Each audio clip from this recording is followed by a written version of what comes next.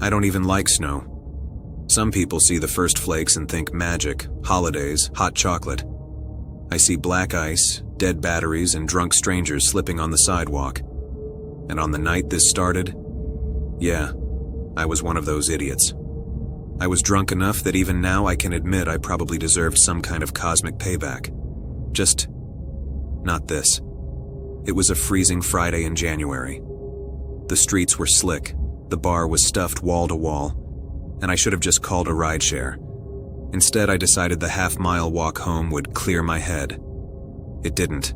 I cut down a side street I almost never use. Steep yards, old porches, string lights drooping like tired smiles. Halfway down the block, I saw it. A snowman. Perfectly shaped. Storybook quality. 3 smooth spheres stacked with precision, stick arms posed outward, neat little smile, coal eyes pressed in with care, scarf tied just right, and a black hat tilted at a jaunty angle. Something about how, put together, it looked annoyed me. Or maybe I'm just an idiot when I drink. Either way, I staggered into the yard and muttered, "Nice hat, buddy," before plowing straight through it with my shoulder. It wobbled, hung there for a long second, then collapsed around me in a messy heap. But as I stepped through its remains, something grabbed my ankle. Hard. My foot jerked, and I slammed into the snow. For a split second, I thought I saw fingers, not sticks, sticking up from the broken sphere I'd destroyed. Cold, rigid, positioned like they'd been reaching. I ripped my leg free and scrambled to my feet, heart thudding. Then I laughed. Too loud. Way too loud. Jesus. Get a grip, I muttered. I told myself I'd tripped on a packed chunk of snow, that's all. But the rest of the walk home, I kept hearing noises behind me.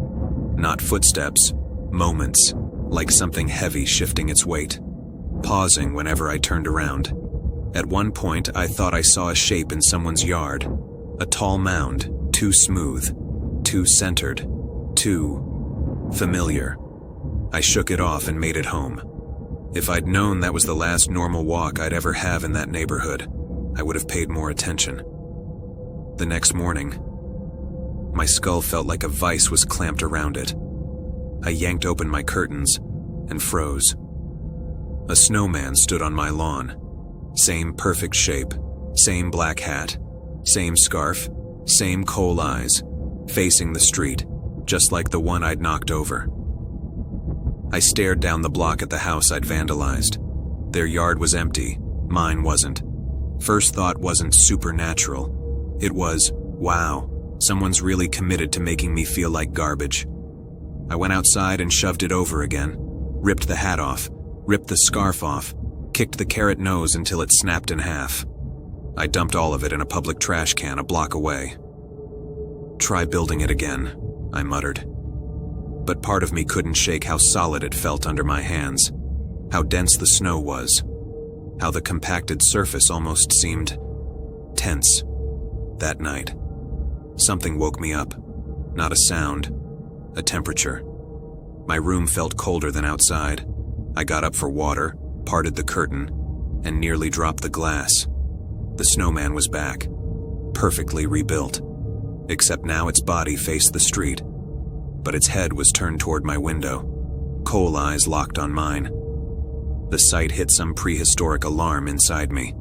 I dropped the curtain like it burned. "Someone's messing with you," I whispered to myself. I didn't sleep. The next morning, it was still out there. Same tilt of the head, except one coal eye had sunk lower into the snow, giving it a warped, irritated look. I knocked it down again, hard, stomped it flat, threw the scarf, hat, carrot, and coal even farther away this time. I went about my day pretending everything was normal. It wasn't. The third night, I woke to a sound inches outside my wall. Crunch. A pause. Crunch. Slow, deliberate compressions of snow. I held my breath. The sound stopped. Against every instinct, I looked outside. The snowman stood pressed right against my window now. Not in the yard, not feet away, inches. Its new eyes weren't coal. They were packed chunks of cloudy ice, sunken, dark, watching me. I stumbled backward so hard I hit the dresser. I didn't sleep at all. And in the morning, there was no snowman, no footprints, no indentation. Just pristine white like nothing had been there at all. Except for a faint arc of melted water under my window. A curved outline, where something cold had been leaning. Over the next few days, my furnace malfunctioned constantly. My vents blew air that turned frigid the second it entered the room. Windows frosted over from the inside. The cold wasn't coming in. It was seeping through the house like smoke. And then, one night, I opened the freezer for ice. Inside, in the corner, something had formed. 3 tiny spheres of ice. 2 chips of something dark. A sliver of orange. A miniature snowman. Inside my freezer. I slammed it shut so hard the magnets rattled loose. The night it finally got inside. I woke because my feet were wet. Freezing water flooded the floor, sheets soaked. Furniture rimmed with delicate ferns of ice.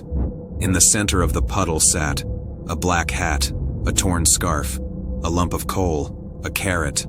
All the things I'd thrown away, returned. I stared at the window. The frost shifted. 2 dark patches formed on the glass, eye level. Then a circle bulged outward, a nose pushing from the other side. The pain groaned.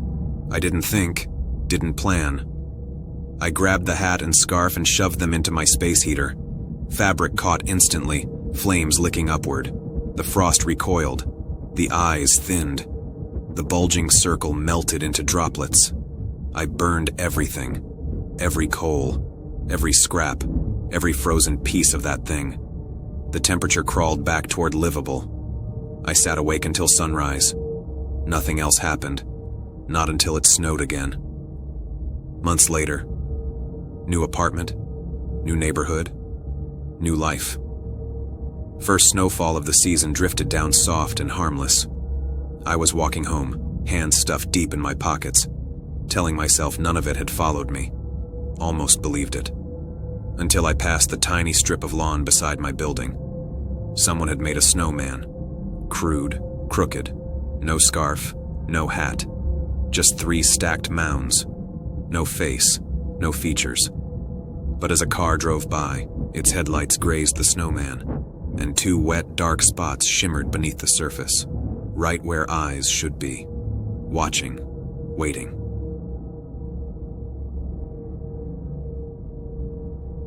I still have the picture. Most people think it's photoshopped. Something AI generated, some creepy art project, something you make as a joke and then try too hard to explain. But that photo is real. A clearing full of snowmen. And near the center, 2 faint shapes half buried beneath the snow. Shapes matching the exact height of me and my cousin Sam. But I'm getting ahead of myself. It started 2 days after winter break began. No holiday, no big event. Just a quiet week in the mountains at a secluded rental cabin my aunt had found online. A peaceful winter getaway, the listing said. It delivered the peace a little too literally. No traffic, no neighbors, no planes overhead. Just an eerie, unbroken stillness that made ordinary sounds. Footsteps, whispers, even the scrape of a chair, feel strangely amplified. We arrived just before sunset. The snow wasn't soft. It packed like wet concrete. Every step felt like dragging through something dense, heavy, reluctant to release your boots.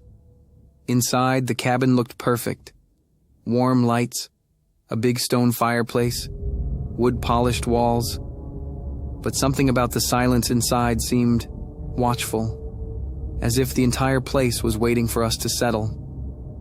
That first night, after everyone had gone to bed, the ceiling above the living room made a dull thud.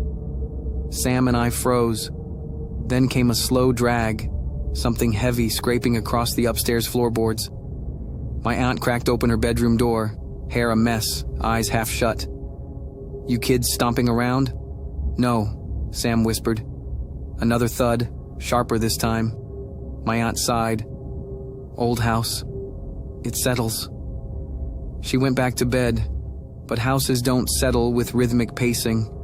As we brushed our teeth in the upstairs hallway, we noticed a thin dusting of snow across the floor. Not wet footprints, dry snowflakes scattered like someone had walked through after coming in from outside. But every window was shut tight. We didn't talk about it, not then. The next morning, we needed to get out of the cabin. Cabin fever, my uncle joked.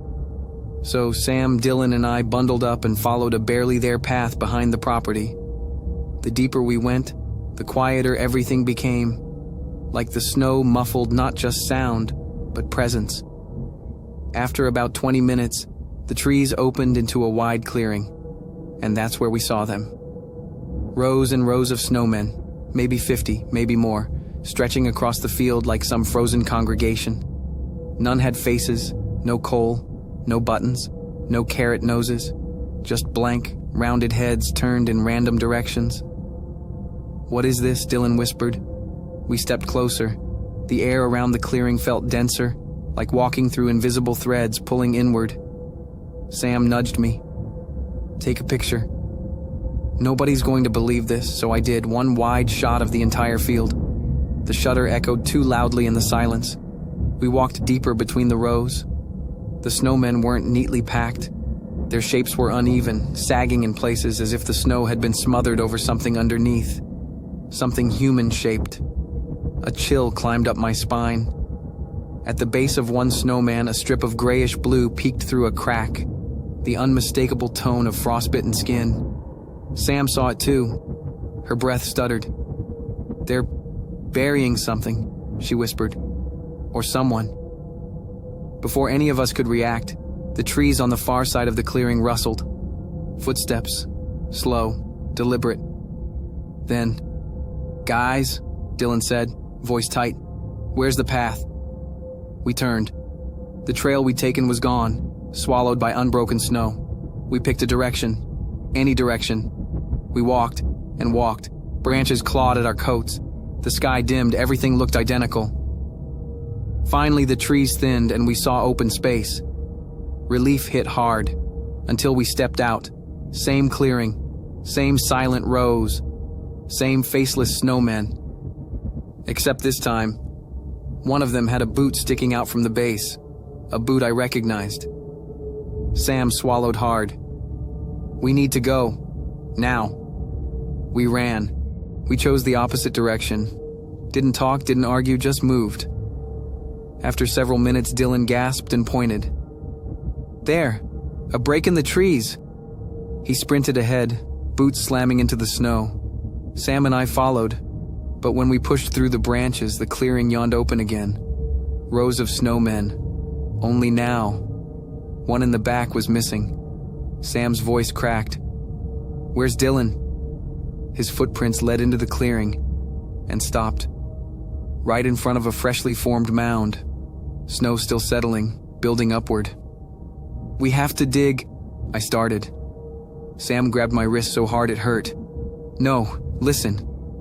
From inside the snowman, something shifted.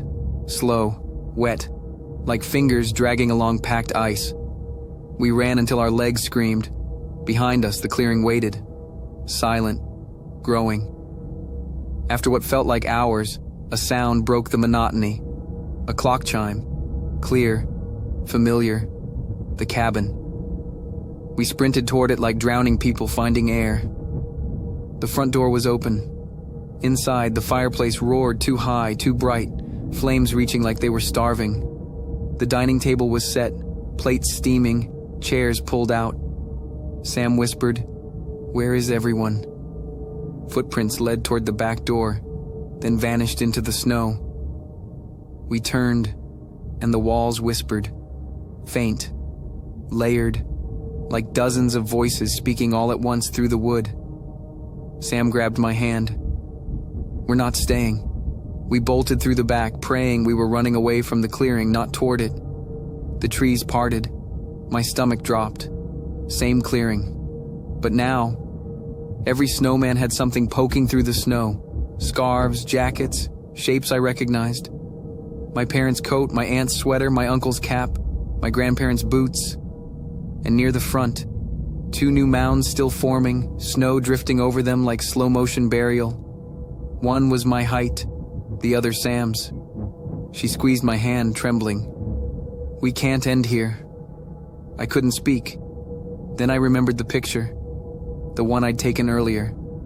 Hands shaking, I pulled out my phone. The photo was no longer the one I took. The snowmen were still there, but the center of the image had changed. 2 fully buried figures stood where Sam and I would have been. But they weren't strangers. They were us. Same jackets, same hats, faces visible through the snow, eyes open, watching. Sam whispered, "It's already decided." Something shifted beneath the snow at our feet. We ran. Branches tore at us. Shadows twisted. The world dimmed. And then I woke up in my own bed, home, phone on my nightstand. 1 week missing from my calendar. Sam won't answer my messages. No one else remembers the trip. But the photo is still on my phone. 2 figures. Buried. Staring at me through a layer of frozen white. Waiting for snow. Waiting for me to come back, waiting to finish what the field started.